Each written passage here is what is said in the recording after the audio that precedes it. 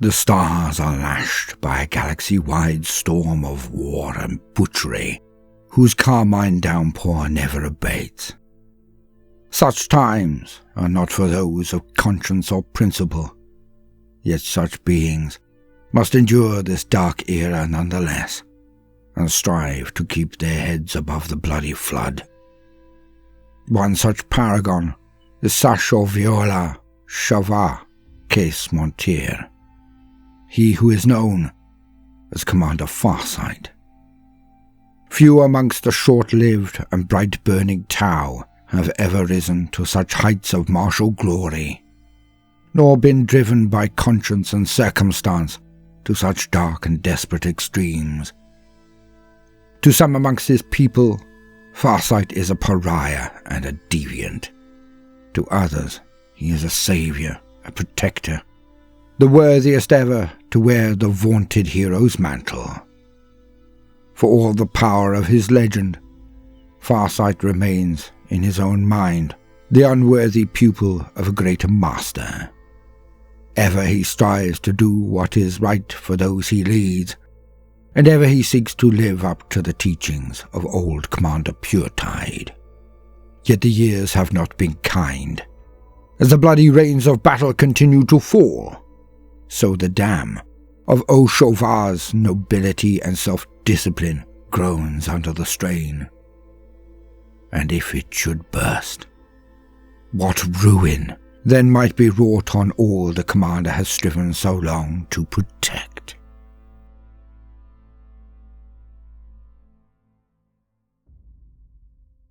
Arks of Omen. Farsight. Welcome, gentle listener. I am Baldermort, your faithful servant, and I wish to introduce you to the forces, factions, and events of the Warhammer 40k universe, the grim darkness of the far future, where there is no time for peace. There is only time for war. And if you enjoy my little tap dance, do hit us with a like and comment, or a coin via Super Thanks. I know that we do mythology and dinosaurs too, links in the description. Now on to the topic. For today, we will be continuing the ongoing narrative campaign, which has promised to alter the entire setting, the Arks of Omen. For a catch-up, please see the Arks of Omen playlist, for we have much to cover today, and I do not wish to be bogged down with even more recaps. And so, let us begin. Commander Farsight brought his XV-86 Supernova battlesuit into land with warrior's grace. Oil streaked the rocky ground underfoot. Hillocks of scrap metal rose all around him, hemmed in by the canyon's towering walls and half drowned by their shadows. The sky was a cobalt strip high above. Farsight took a moment to check the hex screens of his battlesuit's command and control display. Drone-knit holofeeds showed fire warriors disembarking from their devilfish transports at either end of the canyon, forming red armored, firing lines no orc could break through. Other screens showed Sunshock bombers streaking away into Warbox skies as orc gun emplacements on the canyon slopes burned in their wake. Another screen relayed holocam footage from Chasfere Viorfesh and her stealth team as they looked down on the mech workshops at the canyon's heart. Even as he watched, the stealth suit's guns lit with fury and orc sentries began to die. An effective Montcar, observed his battlesuit's AI in the usual clipped and perfectly enunciated tones. "Is that reservation I hear, Supernova?" asked Farsight. This new name of his suit's AI still sounded odd to him, but his chief Earth-caste scientist, Ovesa, insisted it was a necessary change. It had something to do with the integration of the AI into his unique Markov battlesuit, but Farsight had not had time to indulge Ovesa's full elaboration on the subject. "No reservation, High Commander," replied Supernova. "But it might interest you to know that Commander Brightsword's cadre has already breached the western fortifications. "We cannot allow them to upstage us on your maiden voyage, can we?" asked Farsight with a hard smile. "Preferably not, but before we attend to that matter, I recommend prioritizing the incoming beggar on our right flank." Farsight's eyes flicked to a pulsing hex screen on his command and control display. Sure enough, it showed overhead drone footage of a band of orcs toiling up the lee slope of the scrap mound to his right. They lugged massive guns attached to full-body harnesses. The contraptions appeared ramshackle, but Farsight knew better than to discount the orcs' ferocious potential for destruction. "Calibrate threat analysis for close-quarters engagement, Supernova," Farsight commanded. "Let us see if your enhancements are all that Ovessa claims." "The honored Fear O was most loquacious as to their virtues, High Commander." "The swift blade lands before the elegant word," Farsight replied. "Commander Puretide," the AI replied. "Just so," said Farsight, using an eye gesture to sketch a flight path and angle of descent over the scrap mound. He felt the familiar weight of acceleration as his battlesuit's thrusters engaged. Inertial dampers kicked in to lessen the strain on his body as his supernova battlesuit jetted into the air, looping elegantly over the scrap mound, and plunged feet first towards the surprised orcs below. Micro-gestures allowed Farsight to twist his suit smoothly in mid-air. He eye-looped 3 greenskins in swift succession, and his plasma rifle spat searing energy pulses. 3 orcs dropped, headless, to tumble down the scrap slope. The remaining greenskins bellowed war cries as he landed amongst them. They tried to swing their huge cannons to bear, but the weapons were too cumbersome for effective use at such close quarters. This didn't stop the orcs from blazing away regardless, and wildfire flashed from Farsight's shield generator as they scored several lucky hits. A rocket corkscrewed past the sensor head of his suit. A ricochet took the arm off of another orc. One of the greenskins, giving up on shooting, swung his cannon at Farsight like an improvised bludgeon. Before the blow could land, Farsight whipped the Dawn Blade out in a killing arc. The sword lopped the barrel from the cannon, opened the orc's face up to the skull, then swept on to dispatch another 2 of the hulking beasts. Roaring with fury, the surviving orcs sought to untangle themselves from their gun frames as they pulled out chain-bladed choppers and bulky pistols. Farsight met their renewed onslaught with a series of parries and thrusts, adopting the stance of the 7 deadly cuts. He shrugged off a pummeling blow against his shoulder guard, dispatching the attacker by driving the Dawn Blade through its throat. His shield generator flared again as fat slugs peppered its protective field, several punching through to whine from the supernova's crimson-armored plates. Another swift strike by Farsight, and another, and suddenly the last of the orcs were fleeing down the slope. He launched himself over them in a high leap and landed between a scrap mound and a ramshackle orc tower near its base. Farsight gunned the fleeing orcs down one after the other. He had better things to do than waste his time here, he thought. Even now, others of his famous 8 were. Something hit Farsight in the back, hard enough to catapult his battlesuit from its feet. Deploying both arms' manual digits, he caught himself before his suit landed face first. Then, with nuanced bursts from his altitude thrusters, he spun and righted the supernova so it landed on its feet, facing the greenskin tower. His hex screen showed him a small band of orcs who had spilled from its door. At the very center was a boggle-eyed greenskin, wearing a strange hat with tassels tipped with copper bells. Fat sparks of green energy danced around the orc's head. "Weird boy," said Supernova, using the orc word. "That was a mind science assault, High Commander." "Is Ovessa's contra-empathic field generator operating correctly?" asked Farsight. His eyes flicked to a gold glyph flashing over the vambrace of the doppel-hollow of his command and control interface. It was this small simulacrum of his battlesuit that provided a visual indication of any serious damage or malfunction. Farsight could see none of the brass or dark steel-hued indicators would suggest a problem. "If it were not, that assault would have compromised primary systems," said Supernova. "Instead, it inflicted only superficial damage. "Let us not allow the beggar a chance to test the talisman housing further," urged Farsight, eye-sketching an attack vector. Before he could fire his thrusters, however, the weird boy gave a gibbering wail. Its minders backed hastily away, exchanging alarmed looks as the weird boy threw back its head and its jaws yawned impossibly wide. A fountain of ectoplasm erupted from its gullet, rushing up to form a globular cloud. Farsight stared transfixed. Within the roiling mass he saw shapes resolving, gaining colour and motion as they danced across his mind's eye. He saw himself piloting his supernova battlesuit, his blade wet with orc blood. He saw a towering figure with eyes like lanterns, reaching one iron-taloned hand from the smog that boiled around it, closing its grip around a dark and pulsing star. Next came a grotesque effigy that Farsight realized with a shock of revulsion was him again, but now horribly changed.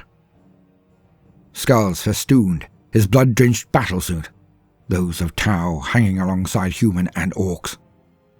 In his offhand, he clutched a huge axe chased in brass. The nightmare image dissolved, and Farsight saw hordes of orcs and humans swarming across the enclave world of Violos, slaying as they went. An immense warship shuddered into view, but then dissolved as the vision distorted and blew apart. There came the sound of a wet detonation, and the weird boy's headless body toppled sideways, neck stump still squirting ectoplasm. Farsight blinked, trying to control his breathing as his mind raced. He ignored the fleeing orc minders and could not help glancing at the warding talisman in its vambrace mounted on his forearm. He had seen visions of this sort once before, he thought, on the world where he acquired his talisman and Dawnblade both. "Arthas Moloch," he breathed. "High Commander?" asked Supernova. "Did you record that?" he demanded. "Full holo capture, High Commander. Pass-lock the file to your infobanks," Farsight ordered. "I will consider what I just witnessed before speaking of it with anyone else. We cannot discard the possibility it was simply beggar mind trickery." "True, High Commander." "Reservations again, Supernova?" "I did not say so, High Commander." Farsight did not believe his own assertion. He felt as though a cold splinter of dread had lodged itself in his chest. Who was the monstrous being reaching out towards him? What did it mean to have seen such visions after so many Tarkir away from Arthas Moloch? If Farsight had learned one thing on that terrible planet, it was that the galaxy was a far darker and stranger place than the Ethereal caste would have his people believe. His reflections were interrupted by a priority contact glyph flashing in his command and control display. Farsight unfurled a hex screen with a glance and found himself looking at the venerable features of Shaso Shalvastras nestled within the command cocoon of his own battlesuit. "High Commander, what has detained you?" asked Shasovastros. "Begel, my friend, nothing more," replied Farsight. Shasovastros frowned, but essayed a cramped approximation of the matter-discarded gesture. "Brightsword and I require your presence," he said. "We have eliminated the greenskinned engineers, but we have found something within their workshop that bodes ill." "I am on my way," replied Commander Farsight, trying to set aside the matter of the strange orc vision. He eye-sketched a flight path to where his companion's glyphs shimmered gold on the localized strategic map site. "What now?" he muttered, as he jetted back into the skies. "For so long, we have fought to cleanse the Begel menace from our worlds. Time and again they have risen from the ashes of their defeats to assail us anew. Yet with each battle, we have learned, while they have remained as ignorant as ever. Together, we have become the wave that washes away their filth, the stone upon which they break, the howling gale that whips the firestorm to scour every trace of them from existence. Together, at last, we hold the chance for final victory in our very grasp." Oshovar, extract from address upon the strength of the way of Vashya. Deep in the interplanetary void, out beyond the orbital paths of Farsight's Corvatra cruisers, an Imperial sword-class frigate hung in space. Its hull bore the black and silver panoply of the Deathwatch. The name, Bleak Missive, was emblazoned upon its blade-like prow. The ship's crenellated hull was hidden from the sensors of the Tower warships by a retro-engineered adaptation of their own stealth field technology. Smaller versions of those same stealth-shrouded generators concealed a swarm of advanced servo skulls, which even now observed the dying moments of the battle on Werbok. The small devices bobbed on grav impellers. Their gleaming red eyes lenses saw all. Their vid feeds flowed back through the void via thrice encrypted and auto-sanctified channels to unspool upon the primary screens of the Bleak Missive's bridge. 4 black-armoured space marines stood upon the bridge's observatum dais and studied the feed. Watch Captain Thelonious, with his ornate ultramarine shoulder guard, the hulking Watch Sergeant Osgore, thunderhammer in hand, Minotaur's insignia on one shoulder, Codicia Cachasis, bearing the green of the Sons of Medusa and the blue of the Librarium alongside his Deathwatch black, Watch Sergeant Lyora, power sword sheathed at his side, and shoulder guard showing the yellow of the Imperial fists. They were unmoving giants, armoured statues looming over the hustle and bustle of bridge crew, servitors chanting tech priests and flitting cyber cherubim. The Space Marines sub-vocalized strategic observations to one another as the conflict played out. They spoke as brothers bonded in war, comrades in arms with no secrets between them. Yet in truth, only 2 of the 4 were what they appeared to be. The covert operative, currently wearing the persona of Watch Sergeant Lyora, had gone by many names over the course of his long and bloody existence. This alien hunter was but the latest mask he had donned. He and his fellows had long ago mastered the art of holding veiled conversations through gesture, stance, and code phrase, conducted parallel to those they appeared to be engaged in. Tau have executed an efficient purgation strategy for Xenos, Lyora said. At the same time, a subtle shift in stance, the tap of his middle finger against his thumb, and the intonations of his sibilants conveyed his true meaning to the operative calling himself Codicia Cachasis. Conduit, reiterate, prompt, orchestrate, withdrawal. I accompany. Optimal in all respects, barring only the conduct of their vaunted leader, Oshavar, replied Cachasis, shaking his head and blinking.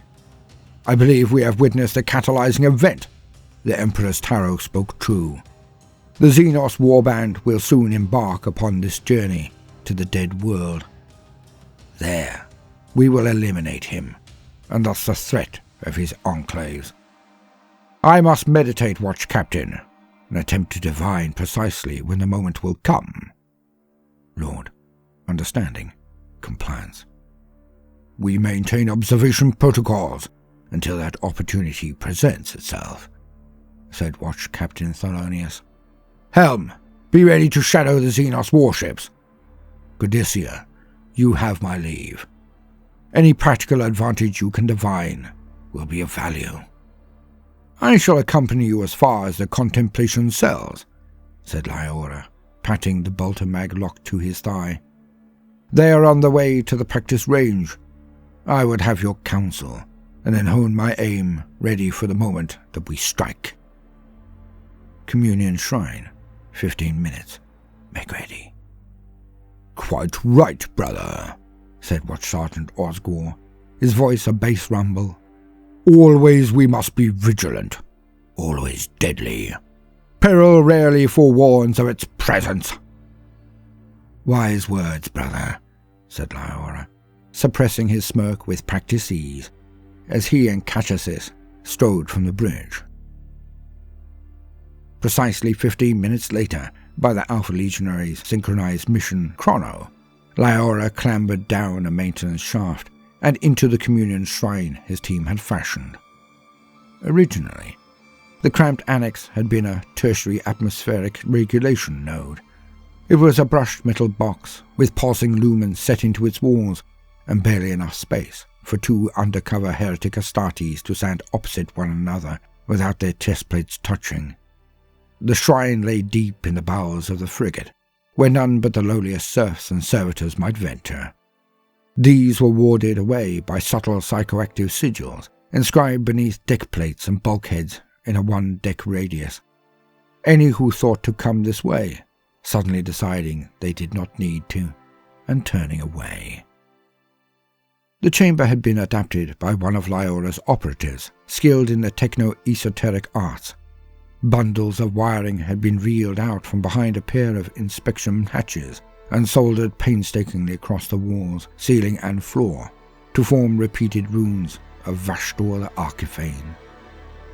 Hanging amongst them like bizarre fruit were runic talismans fashioned in the soul forges. Their purpose was to conceal any psychic activity that occurred within the communion shrine. Alongside them were mag-locked stum shroud generators that dealt with noise in the same fashion. The communion shrine pleased Lyora. It was a place of honest purpose, perverted with painstaking care into something hidden and secret, where he could commune with a demon under his enemies' very noses. He was pleased, too, to see that Cachesis was already present as ordered. Not that his operatives ever strayed from their duty, but unforeseen interruptions were a fact of life when one waged a covert war. The false Codicea had locked his helm in place and had wound spools of wire from one wall above his vambraces and gauntlets. Cachesis waited until Lyora had closed the ceiling hatch and activated the storm shroud generators before he spoke. "Lord Glass, all is in readiness. Thank you, Brother Silas. You may begin the communion." The false watch sergeant's true name was no more Lord Glass than it was Lyora. His companion's real identity was neither Cachesis nor Silas. For this operation, though, in this place and time, such were the layers of identity and name they chose to employ. Silas tipped his head back and breathed out through his vox grill. The exhalation stretched, becoming a popping and crackling of static that swelled to fill the confined space. Lord Glass stood bare inches from Silas, felt the temperature drop even through the regulated sheath of his power armor. First in patches, then in pulsating patterns, the wires festooning the shrine started to glow as though heated from within. Smog gathered, its source unclear, but its fumes growing ever thicker, until Lord Glass felt his throat coated with petrochemical toxins. Any unenhanced mortal trapped in the shrine would have died in moments, Glass reflected. Fortunately, he was not so frail, and he had communion to observe. As an infernal glare welled through the joints in Silas's armor and blazed from the eye lenses of his helmet, Lord Glass knew the time was upon him. "Dark Artificer, we offer communion. We are embedded amongst the corpse worshippers' ranks, and they remain unaware. All proceeds as was foretold by the prophetic data logs we recovered from Inquisitorial Augur Sanctum Vigis 5. The Xenos warrior has experienced the vision. He has discovered the greenskins' device. His feet are upon the path, and we are in his shadow." Lord Glass performed a slow count to 5, in time with his twin heartbeats. At its 5th stroke, Brother Silas stiffened as though subject to a massive electric shock. A ferocious blurt of scrap code boiled from his helm's vox emitter as he writhed, the hellish light blazing brighter from his eye lenses until it turned the shrine furnace red. Lord Glass calmly recorded the shrieking barrage of sound to his armor's audio pickups, until it cut out as suddenly as it had begun. The forge fire light died, and the smog faded away. The wires drizzled fat sparks, then lost their angry glow. Brother Silas slumped, gasping in the wire's embrace. "Compose yourself, brother. We have been enlightened," said Lord Glass. Silas stirred groggily. He gave a rasping cough through his vox grill, then dragged himself to his feet and untangled his arms from the wires. Lord Glass noted that wisps of steam still rose from Silas's armour.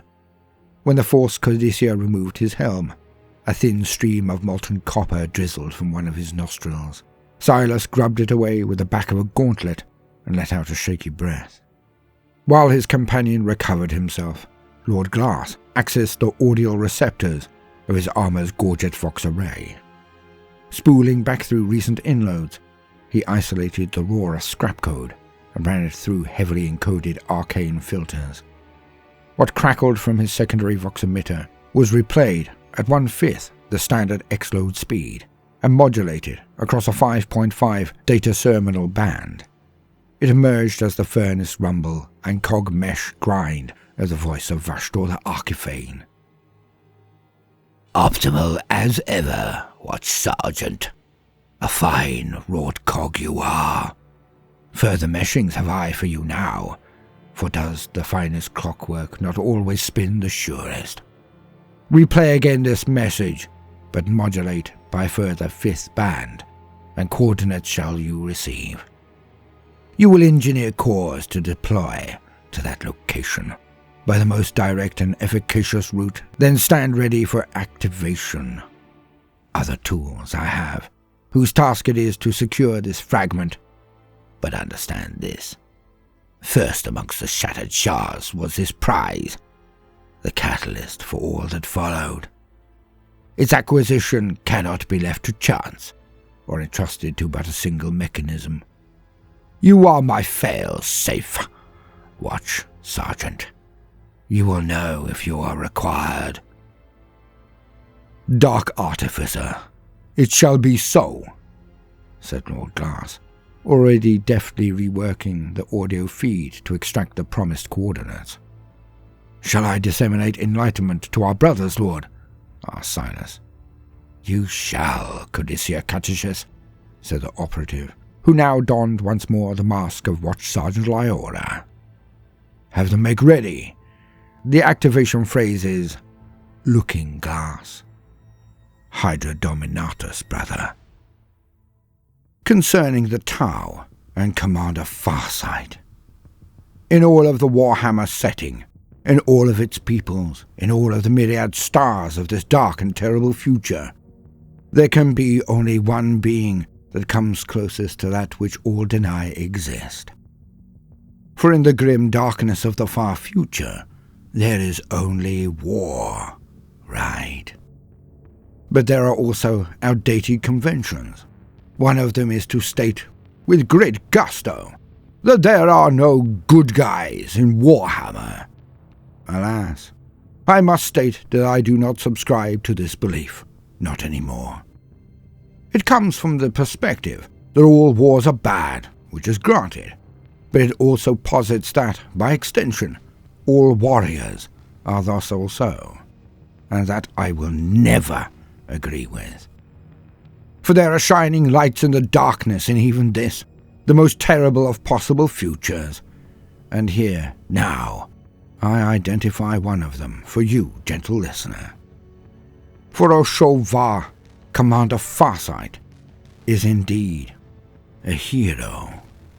Not just to his people, not just to all of the races that make up the Tau, but in reality also. Farsight is no blood-soaked berserker. He is no pragmatist who takes the easy route. He is no distant lord consigning millions to their deaths out of prickly pride. Oshova, Commander Farsight, is indeed a paragon not only of his race, but of his kind, the Fire Caste, the warriors of the Tau Empire. And of all the warriors in the universe, perhaps he alone would be able to look in the eye of a Primarch and see common ground, a common goal, a common kindred spirit. And of course, I mean the loyalist Primarchs, not their twisted kin. For never has the weight of leadership been so heavy, sans perhaps he who sits on the golden throne on Terra, Farsight is a genius of battle, one of the three that learned the art of war at the very feet of the greatest martial savant that Tau have ever thrown up, Commander Puretide. For Puretide was a being that comes along once in 1,000 years. A Tau that epitomizes their traits: swift learning, advancement, wisdom, and collaboration. Puretide is the Tau who permitted their expansion into the universe, as much as any of the Earth caste who created the engines, weapons, and support systems that made interstellar travel possible for the Tau. Puretide was a general beyond compare, and his teachings were not squandered, but utilized to an extent that would flabbergast and shock the Imperium. Where humanity has its Codex Astartes, written by a hyper-being, a Primarch, Reboot Gilliman, it collected all of the battle dogma and wisdom of its age. Yet Puretide's knowledge has been guarded and disseminated as widely amongst the Tau. His mind and computations copied into databases, his teachings passed on to his 3 protégés. Pupils who have been put into stasis to last the years, to be summoned again at need. And Farsight is so potent a mind that he has cracked the Codex Astartes. No mean feat at all. Yet Farsight has also the worst of accolades possible to his people. He is anathema to them, dubbed a traitor of the worst order, and this is due to what he knows, not what he has done. But Farsight does not revel in battle or carnage. He does not raise a glass of a night to the dead he and his armies have slain. He takes no satisfaction in the butchery he has meted out, merely the confidence of a job well done, and done well. He is a defender of his people, a lord who considers the lowliest of his population as much as the closest of his friends. In Farsight is not only the distilled truth of Puretide's tactical acumen, but also the best of what it is to be Tau. Where the Ethereals make cant the lie of the greater good, Farsight lives it, epitomizes it. Farsight is the greater good. Yet as we shall see, the powers and allure of the dark gods is no small thing. The seductive pull of the 4 lords of chaos have a million pathways into the hearts and souls of the denizens of real space, and none can resist them forever. Or this is how they project their influence. To make the assumptive sale, the self-fulfilling prophecy, this assertion from the dark gods, is the greatest lie of all. But let us see how this struggle plays out. Let us see how this warrior of light is tempted, and to see if even Farsight's legendary resolve can match the degenerative, twisting, corrupting power of chaos. Let us hear the events of the Arks of Omen. Farsight. Farsight has slain the Ork warboss Grog Ironteeth. Yet this has not stopped the attacks on the Farsight Enclaves, as Nazdrag Ug Erdgrab replaces Grog Ironteeth as leader of the War. His activities are almost cunning. He leads his mechs to explore ever-increasing darker options, neglecting the racial bias towards close quarters or melee conflict, and the Orks learn quickly. So Farsight is forced to go against the strength and entire doctrine of his people, the Tau. He encourages amongst his men the use of the new way of war, the short blade. Near point-blank range exchanges of fire, the use of melee assaults as well. Farsight then orders the annihilation of the Ork mechs, crippling their natural genius and the collection of all wreckage and resources left on the battlefields. The earth and air castes combine to make this a reality, clearing every field as soon as the last shot is fired. And within no time at all, the Ork mech boys are an endangered species, and they cannot gain the muggins and gubbins to continue their dire creation process. And the Tau gain the upper hand using devastating mobile tactics and hit-and-run patterns, and the Orks throughout the entire region are all but destroyed. Farsight deploys his very unique version of the Montcar, and Orks are swiftly rooted out of their lairs, brought to battle, and exterminated. Nasdrag retreats to his last remaining bastille, Dreadrock, and a new weapon is brought to him by his remaining mechs. They've invented a weapon that fires like a bubble chucker, but hits like a D-cannon. The bubbles shot from this weapon the Orks call a telefragger, as the bubbles it generates can affix around segments of a person or a vehicle, teleporting random areas contained within these bubbles directly into the warp. A deeply unpleasant weapon that would tear the Corvatra, the Tower fleet, to pieces, if they could develop it into sizes usable on cruisers. Having cleared the world the mechs were using as their research facility, the Tau came across these Orkish plans, and the ramifications of the weapons are not lost on the commander. He accelerates his plans, and thus his assaults on Ork holdings. To Farsight, the survival of his realm is at stake. The Begel, the Orks, are more of an existential threat than ever. Yet the world of Dregrock was on the other side of the Damocles Gulf, a big ask indeed, to range so far in the hunt of a Begel, an Ork.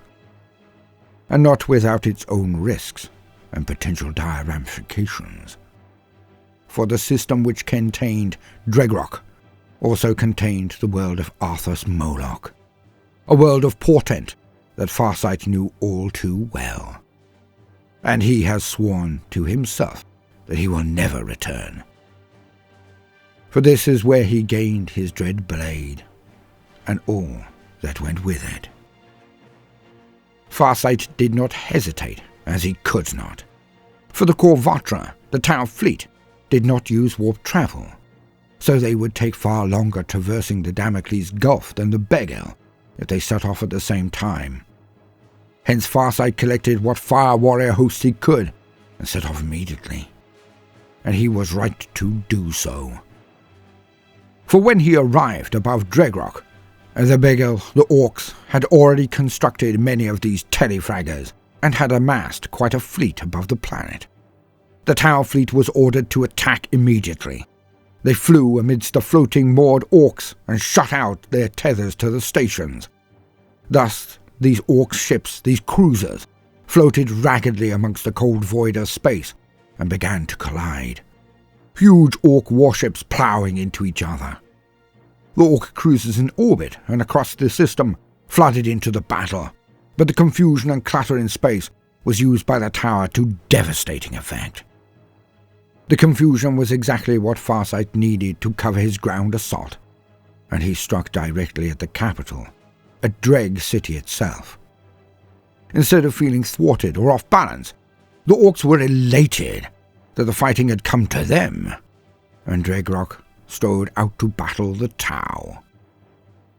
Advanced Pathfinder cadres and stealth-capable battlesuits took out strategic locations all over the island fastness of Dreg City, taking down the defences and anti-aircraft firepower of Flakadaka turrets, and in swept the Tau landing craft. Air power provided blistering fire to support the attack. The Tau advanced further and further into the city. Mainline battlesuits of the Tau then collected and smashed down one of the walls, and they marched into the city also. But a formation of Begel Gargants was on the move to intercept them. Thinking that this would be where Farsight would be, Nasdrag sped to the battleground in his custom battle wagon, surrounded by his most powerful and capable nobs and retinue. Yet Nasdrag was utterly wrong.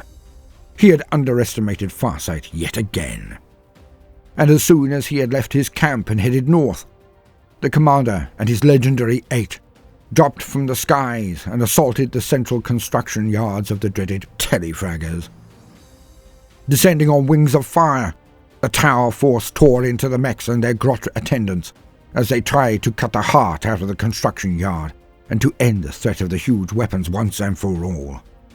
Alas, Nasdrag was far more cunning than most Orks, and he had fought Farsight so often that he merely flicked an eye over the battlefield and saw that Farsight was not present, and he knew where he was vulnerable.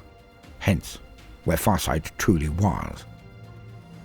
Nasdrek's personal battle fortress stopped at his command, and then he ordered it turned around. Yet the Orks had put a huge shock-jump engine within it. This was fired up, and a green slit in reality was formed. One that Nasdrek and his vehicle drove through, only to be shot across the warp to his location. He then appeared directly between the oncoming Tau heroes and his precious telefraggers. And it was, as they say, on. Farsight and his legendary 8 bodyguards went into avoidance patterns to recover from the surprise attack. But then, Farsight ordered all but one of his guards to move on to destroy the telefraggers as he engaged Nasdrek up close and personal. Farsight flew to the huge battle wagon and landed on its very top, and, whilst blasting away a few knobs, then came blade to blade with the Ork war boss. They traded blows, but Farsight kept him on the back foot, all while his ally, Brightsword, lined up on the engines of the huge Ork vehicle. When ready, Farsight leapt from the vehicle as it was shot by his colleague, and the entire area around the vehicle was swallowed into the warp. The Orks were now leaderless, the head of the serpent removed, the telefraggers destroyed. But Farsight withdrew his men from the planetary surface, and had no intention of leaving, not until the job was done. Thrown into chaos, the Orks would be easy pickings for his orbiting ship's ordnance. He would end the war right here, right now. Alas, chaos was the operative word. For just as Farsight was about to begin a new run of attacks on the Begel, the Orks, he was alerted to a massive rent in space appearing. And out crashed a huge fleet of chaos-tainted humans. The Chaos Marines and their ships had arrived, and it was a Baal fleet. The Black Legion force was commanded by Demon Prince Ugalax, the Soul Eater, and at its centre was the Ark of Omen, the Unhallowed, and the fleet around it was potent indeed. Ugalax was not fickle, and he had served the despoiler well. His fleet had already taken one artifact, but unlike so many who had been granted an Ark of Omen, Ugalax had succeeded and then immediately asked what else he could do for the war effort, for the quest. And he was informed by Vastor, not Abaddon, that he needed to head to this system for another of the rare objects. But it was not only Black Legion that were in the fleet, oh no.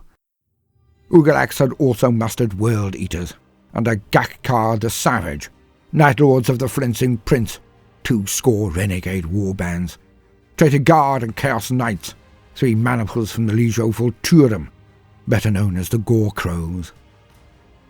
The Chaos Fleet burst from the warp, and the Tau then beat a hasty fighting retreat towards the very place Ugalax was intending on visiting, the true target of his assault, the world of Arthas Moloch. The Ork ships followed like a cloud of wasps after the retreating Tau. For the Archiphane, Vastor, had lain another level of woe on this world. He had something of a surprise in store, and he informed Ugalax of this in advance. And so, the Chaos Warlord proceeded to the world at full speed, raring for the fray. As the Chaos Fleet ploughed towards the planet, the front runners of the Ork fleets traded fire with them. But both tendrils of horror were speeding directly to the dead world of Arthas Moloch. Arriving with only hours to prepare before the advent of the greenskins and tated human ships, Commander Farsight prepared his warriors as best he could. The fleet could not engage such an overwhelming force, so they would need to flee before the enemy. With this in mind, the die was cast, the lines drawn in the sand. Farsight brought down every single fire warrior, battlesuit and transport, all possible support and strategic resource, before the Corvatra, the Tau fleet, then sped away into the void. Farsight had planted his flag in the sands of Arthas Moloch, and dared his enemies to dislodge him. A brave man indeed. He had no idea what would happen next. None.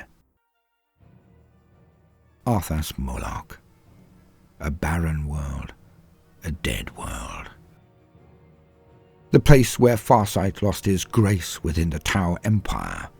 For all three of the Ethereals he had with him, on his grand campaign, on Arthas Moloch, they were slain. Demons that the Tau dubbed Molochites had appeared and assailed his forces endlessly, while they in turn were attempting to hunt down and exterminate Begel forces that had hidden there. The fighting was chaotic, terrible, and ultimately the Tau won out. But this was due to Farsight gaining a weapon that carved through the Molochites like a hot knife through butter. Upon his victory, Farsight had the planet flattened by plasma bombs by the air caste, and he vowed never to return to this dreadful place. For to the Tau, who did not understand the warp, the Molochites were simply another form of Xenos, another form of alien race. Yet now, Farsight was scattering his forces over the world in tight ambush parties. He would employ a grinding campaign of hit-and-run guerrilla warfare to try to cull the numbers of his enemies before any final conflict could be arranged or even considered. A long battle was to come. Of that, he had no doubt. Of course, the main aim was to discombobulate the foe, so they could be drawn into battles against one another, to thin their ranks even further. This was to be a Kaon-style war, the expertise of Shadow Sun usually, yet Farsight was also a protege of Commander Puretide. He knew how to perform this style of war as well as any, better than all but perhaps Shadow Sun or Puretide themselves. He was ready. Yet he had sent a message back, not to his enclaves, but the Tau Empire of his birth. He begged for help, not for himself, but for the enclaves and his loyal warriors. He reminded the Empire's Ethereals that he had come to their assistance, despite their differences. He even went so far as to offer his own surrender, as long as his people, his enclaves, were left alone, were supported.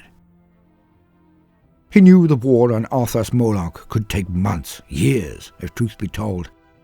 Thus he desperately hoped that the Ethereals would show some clemency for his forces, if not for him, and that they would send reinforcements to assist them. Yet, he always had the Star Deus in his mind's eye as a weapon of last resort, for there it was that he gained his legendary blade. There it was that the portal to the realm of the Molochites had erupted. Could he do this again? To elicit such slaughter that that portal opened again? Could he summon these terrors to his side, direct them toward the corrupted humans and the green-skinned Begel? An option of desperation only, is what he told himself in those dark hours. The Chaos and Begel fleets arrived over the planet and tore into each other with abandon. For what two forces could be more like in reality? Both the Begel and the tainted humans lived for war, basked in slaughter. So they spent their urges on each other, in what they thought were glorious engagements of murder and mayhem. And so it began. For the Begel and the Chaos Marines both landed on Arthas Moloch in force. Weeks of hit-and-run raids from the Tau, attempts to lead the enemies into one another, all led to horrific casualties amongst the Begel and the Marines. And things were not going as expected or planned in the Chaos armies. For the Hounds of the Despoiler, those psychers attuned to the artifacts that made up the keys to this quest, they reacted catastrophically when they arrived on this world. Screeching and jabbering uncontrollably, they were not fit for purpose. They could not lead Ugalax to the item. The planet itself had overwhelmed their fragile minds, so he had to arrange a manual search of the entire world. A world washed with age, with antiquity, its structures old and crumbling even before Farsight had arrived all those years prior. And the topography and geography of the world had been scoured by the plasma bombardments of the Tau before they left, all the way back then. So now all was similar, all was flat or broken and blasted. an endless large world of honeycombed underground labyrinths and previously sacred sites, a land almost indistinguishable from one continent to another, one plain or valley to another. It would be the proverbial needle in a haystack. The Black Legion forces stood firm and did as instructed. The other elements of the Chaos forces did not. Word-bearers captured slaves for sacrifice, ignoring their orders. Thousand sons of the perplexing weave became enamored of the ancient civilization that built these structures, and did little but catalogue and bask in the potential for new knowledge. The World Eaters, of course, struck down any in their path. Like hounds with too many scents to follow, they became rabid and flailed out at any in their path. Their red wake was wide and expansive, yet it was utterly useless to the Demon Prince. They were mere agents of chaos, in all ways, not helping with the hunt for the artifact in any way, shape or form. Yet the Demon Prince Ugalax was once a Marine, and he knew the ways of war as only an Astartes can. The seemingly erratic strikes from the Orks he knew, could predict if needed, but the Tau, they were more difficult to counter. Yet, despite all of their cleverness, he began to notice patterns in their resistance, areas where they would put up no fight at all, other regions where they would increase the savagery of their defences and ambushes in an attempt to throw back the Marines or even Orks. And there could be only two options here. One was that this is where the Tau had their central command and resources, their bases. The other was a possible location of that which he searched for, the Star Dais. And so the Demon Prince began to close the net. Weeks of combat had already happened, but time was running out for the Tau and Farsight. Meanwhile, Begel ships had still been arriving in orbit and then disgorging their vast foot soldiery onto the planet's surface. Their ships charged into the Chaos Fleet with relish, and even managed to get onto the Ark of Omen, the Unhallowed. They were indeed repulsed, but their path of carnage was deep, and when repelled, their spores lingered, changing the very internal workings of swathes of the mighty Space Hulk, causing endless issues for the Chaos Warriors who nominally owned it. And their numbers were near inexhaustible. Traps and ambushes reduced them mightily, but there were so many Begel arriving each and every week, every day, that no matter their losses, it was only a temporary victory. And the cost of these ambushes was rising, for both Chaos Warriors and the harried Tau. Pyrrhic winds were now cruelly punishing the Tau as they did their best, but they were outnumbered so badly, the resultant end seemed almost unavoidable. For the Orks were no longer leaderless.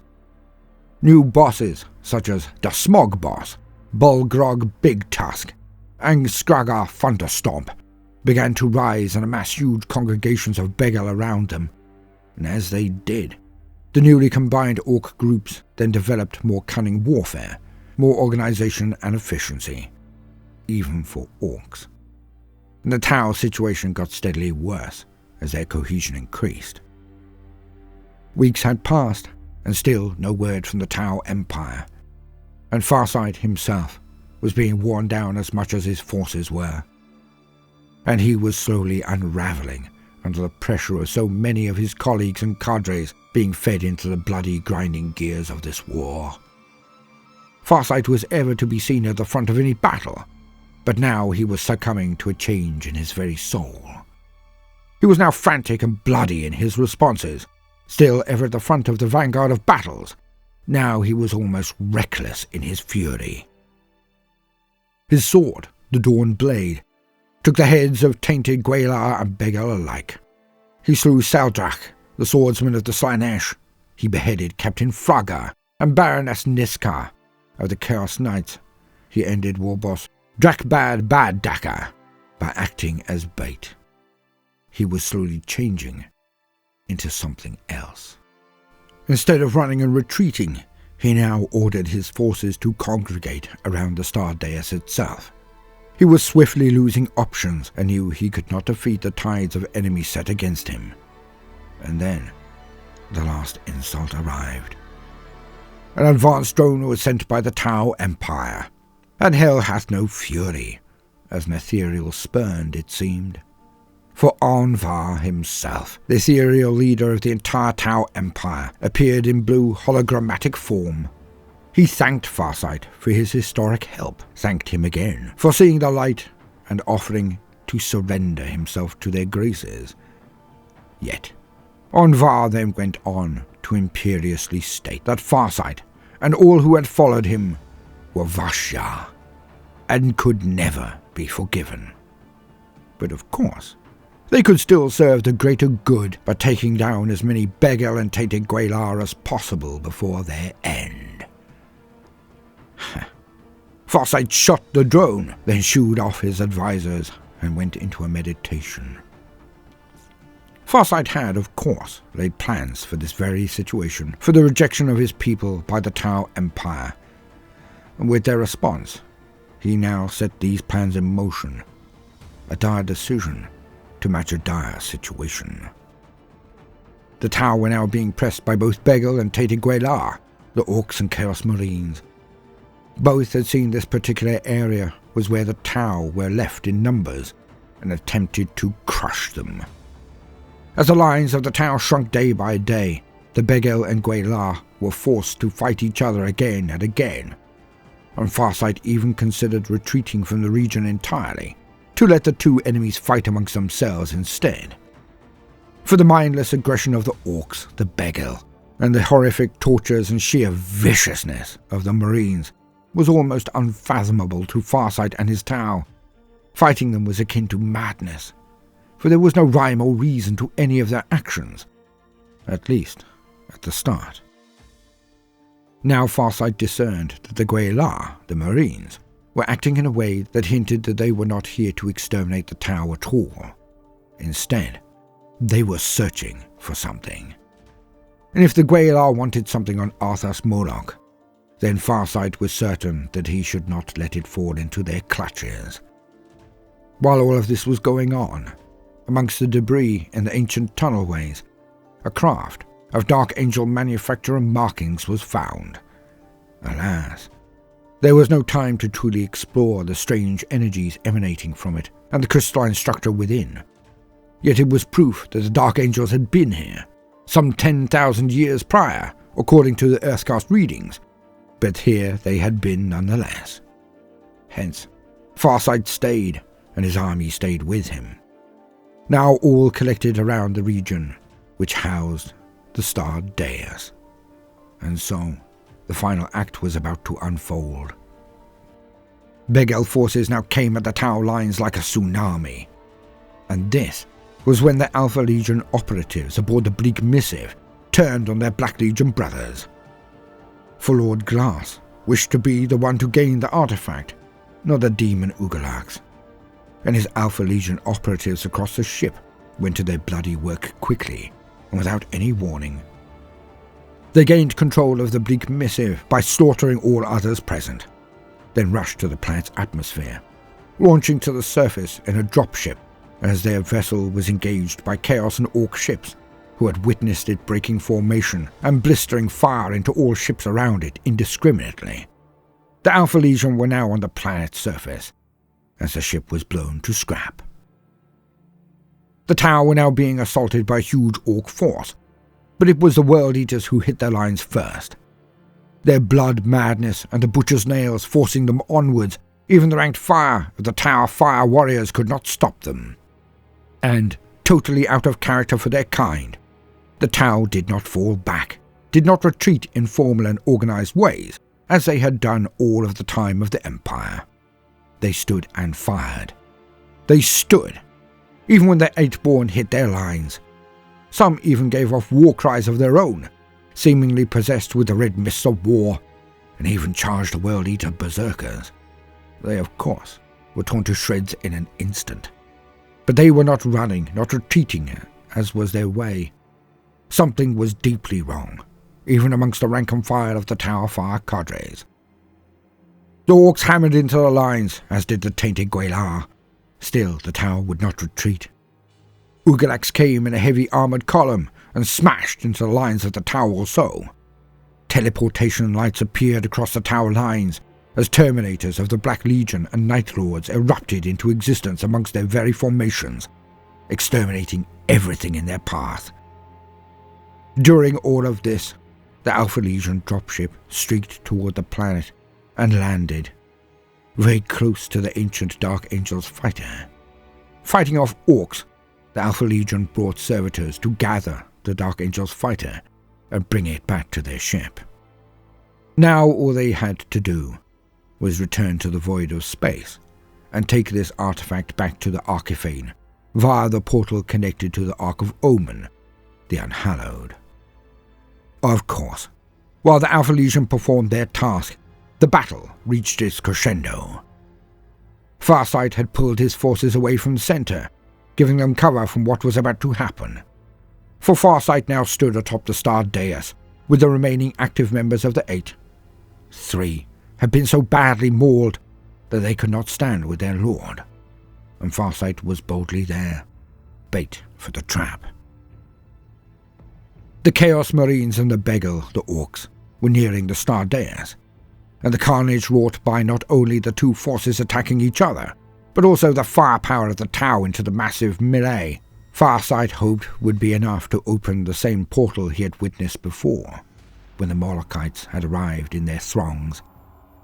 Yet Farsight had to use every inch of his control to stop himself from charging into battle himself.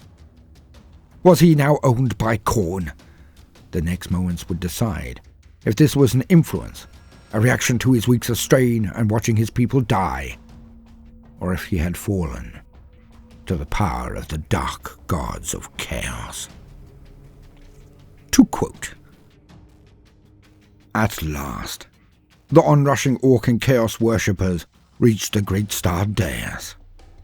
The World Eaters led the heretic onslaught from the east, even as the Smog Boss's Speedwar surged up from the south.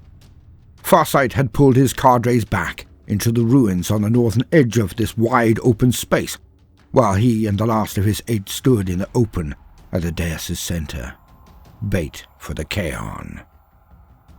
All the anger and bitterness that had built within Oshavar since the start of the war on Arthas Moloch rushed to the forefront of his mind. His plan required the enemy to be lured onto the dais, then met with a punishing hail of fire, so their blood might activate the strange energies of the place. So it had been when Farsight had fought them before. Yet now, he wanted nothing more than to ignite his battlesuit's thrusters and charge the foe headlong. Nor was the High Commander alone. As greenskinned vehicles and bellowing Khorne worshippers stormed closer, or slammed headlong into one another, a number of Tau advanced out of cover towards them. Only Farsight's stern bark of command across the cadre net prevented his warriors, as well as Sub-Commander Torchstar and even the normally scholarly Ovesa, from rushing into battle. Farsight was no fool. He recognized that some external force must be at work amongst his forces to stoke their aggression so. Whatever strange compulsion sought to possess the Tau, however, Farsight was determined it would not succeed. They would not run mad like Tmon Tau savages, even if it was all he could do to resist that pull himself. Farsight set an example to his warriors, holding position on the dais as the hot winds of war whirled around him and the foe charged closer.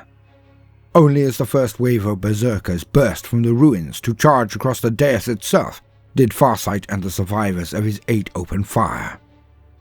Plasma blasts and hails of missiles felled heretic Astartes before Farsight and his companions leapt back out of range on columns of jet thrust. As hordes of Orcs thundered into the kill box, rippling fire from Farsight's line troops added to the carnage. Not all the foe were helpful enough to cross the dais, of course, and Tau combat teams, anchoring the east and west flanks, reported increasing contact with foes attempting to encircle Farsight's position. Yet enough enemies fell upon the great starred dais to produce the effect Farsight both dreaded and hoped for. Even now, He feared whether unleashing the Molochites would bring the results he wanted or simply doom his entire command. But, he reflected bitterly, the Ethereals had left him with no other option remaining. It began in an eerie luminescence that blazed where the blood fell to strike the dais. As a fiery glow brightened, so a mirroring light sprang to life above the dais. It formed a wide, flat circle, a disk of fierce illumination that battlesuit sensors could not make sense of, and that nauseated any who looked upon it. Then came clotted gore raining from the disk's underside to soak the dais and the corpses sprawling there. Larger and larger fell the gruesome wads of blood and gristle until fleshy round boulders were striking the dais. These gruesome manifestations twitched and steamed, then unfolded long limbs, and antilated horned heads as they raised brazen blades to the skies. Farsight felt horror war with ferocious bloodlust within his soul, as the scourge of the Molochites burst upon Bagale, Tau, and tainted Gweilar alike. What followed was bedlam, even as demonic entities rained from the burgeoning portal and hurtled themselves at every foe in sight, so more and greater forces converged upon the great star dais. Chaos Knights of House Vextrix and Akumara strode into the engagement area with their cannons blazing and dark prayers booming out from their vox horns. Black legionaries advanced around the armored giants' feet, bolters hammering. More and more of the smog boss's vehicles crashed through the ruins, the drivers of battle wagons and armored speedsters racing with mobs of warbikers to reach the fighting first. Aircraft wheeled and dueled overhead, and all the while the shimmering portal grew larger, while malevolent entities plunged through it to sow bloodshed and carnage. Farsight knew that now was the moment to retreat one last time. For better or worse, his unconventional Kaon was sprung. Already his own forces were struggling to hold off packs of gore-slicked monsters and stampeding brass beasts, not to mention world eaters, who had charged on regardless and hurled themselves at the tower lines. Word from his stealth teams and ghost-kill pilots behind the lines was that Ork forces were spilling around the fringes of the battle to threaten the designated retreat corridor to the north. Worse, the thunderous clash between Gargants and Chaos Titans was shifting towards the northern fringes of the ruined belt, and this too threatened the tower line of retreat. Word had also reached Farsight that his Korvatra ships were even now executing a blistering assault to scatter the warring Ork and Chaos warships in the northern hemispheric orbital combat zone. If the foe rallied and forced his fleet to retreat before the ground forces could be evacuated, there might not be another chance to get Farsight's warriors clear. A leering thing with a crown of horns hurled itself at Farsight, and he cut it down, exulting in its fall. More foes reared from the smoke and the blazing lights, and he lopped their heads off one by one, the way of the short blade becoming a ragged thing of hacking, chopping, and stamping. A truck packed with Orks rounded the dais only to be blown apart by Ovesa, who sprang in amongst the survivors and tore off their heads with swatting blows of his battlesuit's powerful limbs.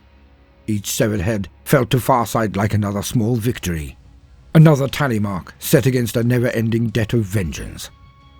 His battlesuit's AI was speaking to him in its measured tones, but its words were just noise competing with the ragged pant of his breathing and the thump of blood in his oral canals. Waking dreams of slaughter and power danced across his vision, seeming to coalesce out of the blinding glare of the portal. Farsight, a Goliath on the battlefield, his supernova transformed into a war engine to rival the Gweilar Titans in stature. His Dawn blade was gone, replaced by a colossal axe more befitting his station as a bloody-handed lord of war. Skulls rattled on chains against his gore-caked armor, amongst them those of every Ethereal who had ever lied to him or his people. What use would such a puissant destroyer have for orderly strategies or cowardly retreat, he asked himself. Farsight was suddenly disgusted by his own plan to flee, to leave the battle and the glory to others. Why did he always have to be the one to make such sacrifices? Why were all those he led, and those who had once led him, all such weak creatures that the weight fell upon his shoulders? The resentment rose in Farsight like bile. Requests for orders and cries for aid crackled, tiny and feeble, through the cadre net, and he desired nothing more than to tear his way out of his command cocoon to escape them. He leapt and fought, hacked and cut, even as Begel and Gwelar and Molochites fell beneath his blade. Still, Farsight's rage grew. There would be no retreat. What right did his followers have to expect salvation from him? He saw many of them, through the swirling smoke and the thunder of blossoming explosions, laying down hails of fire or charging madly into their own fights. Let the strong survive, Farsight thought. Perhaps they would be worthy to fight on in his shadow. He, meanwhile, would finally fight only for himself. He would fight alone, the way of the Monat, the army of one. And it was that thought that cut through the blood madness clotting Farsight's mind. Old Commander Puretide had 3 great pupils. Oshasira, the cunning huntress. Oshavar, the swift, keen blade. Kais, the loner. The one who stood and fought apart from even his own Talisera bondmates. Farsight had never understood Case's methods, and had always pitied the lone Tau on some level. For he would never understand the bonds of loyalty or duty that gave battle its purpose. Farsight clung to that thought like a drowning swimmer. He dragged himself back from a precipice that he only now realized he teetered on the brink of. Self-loathing and horror filled the High Commander as he heard again his warriors' cries of madness and desperation, saw his battle plan unraveling while he revelled in butchery. Again, Supernova calmly informed him that the window of opportunity to execute a fighting retreat had shrunk to minutes, that the percentage chance of a successful extraction was plummeting. With a ferocious effort of will, Farsight cut aside the bitterness and hatred that sought to poison his soul. He realized that his hexagrammatic talisman was glowing in its housing, smoke rising from it, even as its readouts pulsed the gunmetal of extreme mechanical stress. Dimming his visual receptors, he did all he could to filter out the poisoned glare of the portal as he gave his attention to his strategic hex maps. Farsight realized that he could still salvage his retreat, but it would require every iota of his skill as a strategist. And crucially, he would have to act at once, not as a warrior, but as a leader. Jetting back from the bloodbath on the dais, he called his surviving 8 to him, with such force of will that they obeyed his command. They would fight no more that day, he ordered, for it was in giving in to the urge for battle and butchery that they risked becoming puppets of the strange mind-science energies infesting this place. He did not add that he feared he himself was somehow the catalyst for this effect, the chink in his warrior's spiritual armor. Instead of fighting, he and his comrades would use the speed of their battlesuits and their status with the fire caste to shepherd Farsight's surviving warriors out of the combat zone and along the retreat corridor as quickly as possible. Extraction was all that mattered now. Retreat was survival. Let the Begel, the Gwelar, and the Molochites destroy one another, Farsight commanded, as had always been the plan. The Tau would fight no more this day. With their plans set, Farsight and his surviving comrades began the arduous task of leading the retreat north. They would succeed in escaping Arthas Moloch, or die in the attempt. End quote. And so, we approach the end. For the next installment will be of vast importance. The sleeper is about to be awoken.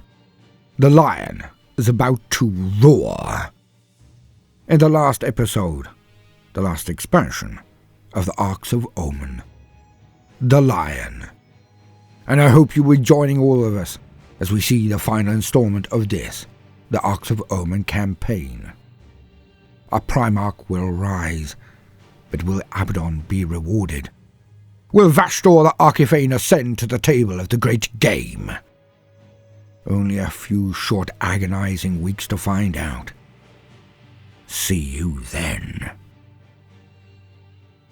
I have been Baldermort, your faithful servant.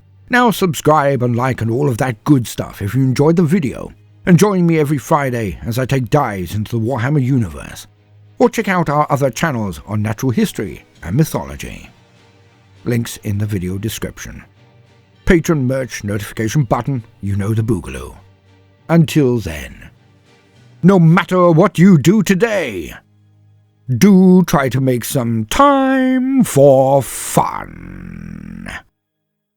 Toodaloo.